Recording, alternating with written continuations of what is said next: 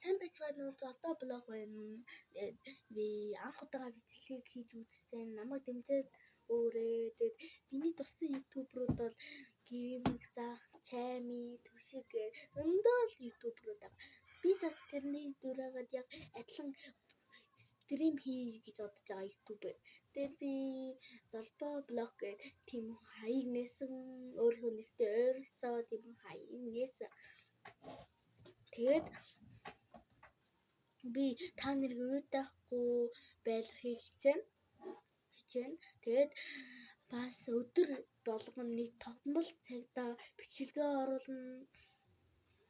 За тэгээд яг тогтмол цаг нь хэдийн 3 мөн 2 4 цагт л оруулж магадгүй.